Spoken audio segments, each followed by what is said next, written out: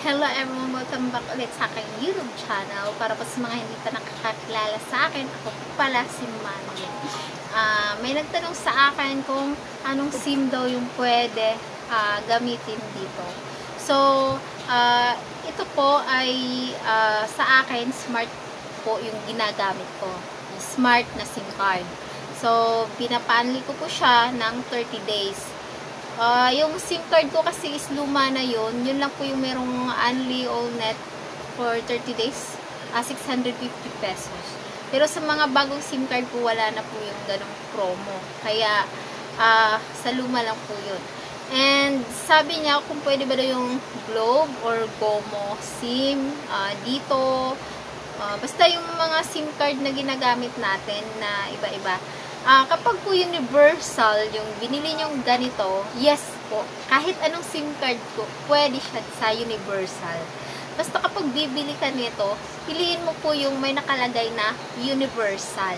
So, ibig sabihin, pwede po siya sa lahat ng SIM card.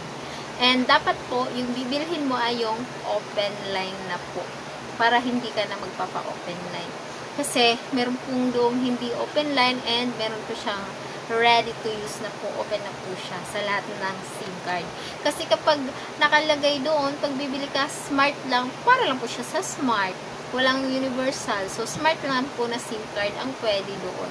And, kung nakalagay po Globe, pang Globe lang po siya. And dito na po is, wala naman po nakalagay kung anong SIM card ang pwede. Nakalagay lang po dito is 4G LTE. So, wala po siya nakalagay kung anong SIM card pwede dito. Diba, unlike dun sa iba na may nakalagay talaga Globe, Smart Prepaid, mga ganon.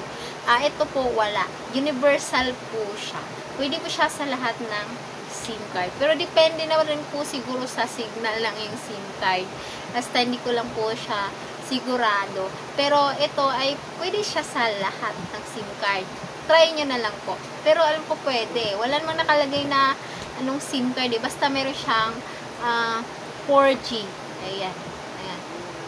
Ayan po. So, para po sa mga nagtatanong, ayun po yung kasagutan ko. Ito po ay pwede po sa lahat. Basta nung binili mo, nakalagay po dun sa post niya is universal. Ibig sabihin, para po siya sa lahat ng SIM card. Pwede po siya sa lahat na SIM card. Kaya, universal po yung piliin. So, yun lamang po. Maraming salamat sa panonood and God bless po.